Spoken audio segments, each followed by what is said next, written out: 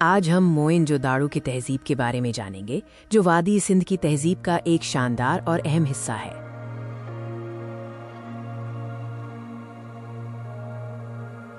یہ ڈاکومنٹری آپ کو موئن-جو-داڑو کے ماضی کے اسرار اور اس کے شاندار ورثے سے روشناس کرائے گی۔ موئن-جو-داڑو یعنی مردوں کا ٹیلہ 1920 کی دہائی میں دریافت ہوا اور یہ دنیا کی قدیم ترین شہری بستیوں میں سے ایک ہے۔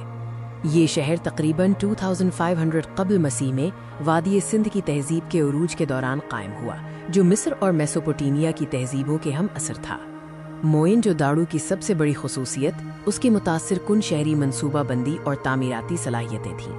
شہر کو ایک گرڈ سسٹم پر بنایا گیا تھا جس میں سیدھی سڑکیں اور منظم گلیوں کا نظام تھا۔ یہ بہت منصوبہ بند اور جدید شہر تھا۔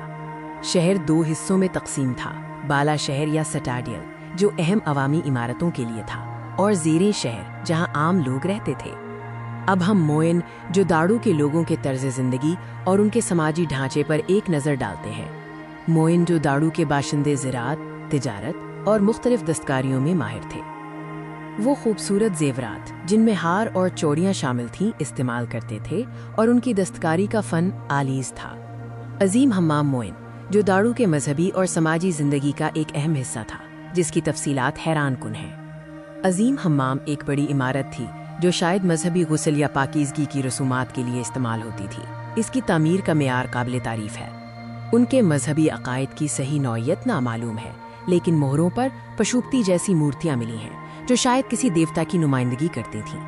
موئن-جو-داڑو کی اقتصادی مضبوطی کا انحصار ان کی زراعت، پانی کے نظام اور وسیع تجارتی نیٹ ورک پر تھا۔ یہاں کے لوگ گندم جو اور کپاس کی کاشت کرتے تھے، اور ان کا نکاسی آب کا نظام اس دور کے لحاظ سے بہت ترقی یافتہ تھا۔ تجارت اندرون ملک اور بیرون ملک میسوپوٹیمیا جیسے دور دراز علاقوں تک پھیلی ہوئی تھی، جس کے ثبوت مہروں کی شکل میں ملے ہیں۔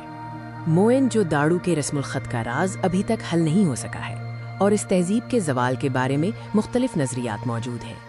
وادی سندھ کی تہذیب کا رسم الخط غیر فہمیدہ ہے، جو کہ آج بھی ماہرین آثار قدیمہ کے لیے ایک بڑا معمہ ہے۔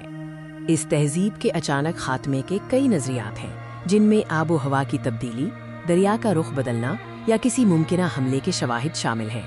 موئن-جو-داڑو کی کہانی اس کے شاندار ماضی اور ان گنت اسرار سے بھری ہوئی ہے۔ موئن-جو-داڑو کا ورثہ آج بھی ہماری تاریخ اور ثقافت کے لیے بہت اہمیت کا حامل ہے، اور ہمیں اپنے قدیم ماضی پر غور کرنے کی دعوت دیتا ہے۔ دیکھنے کا شکریہ۔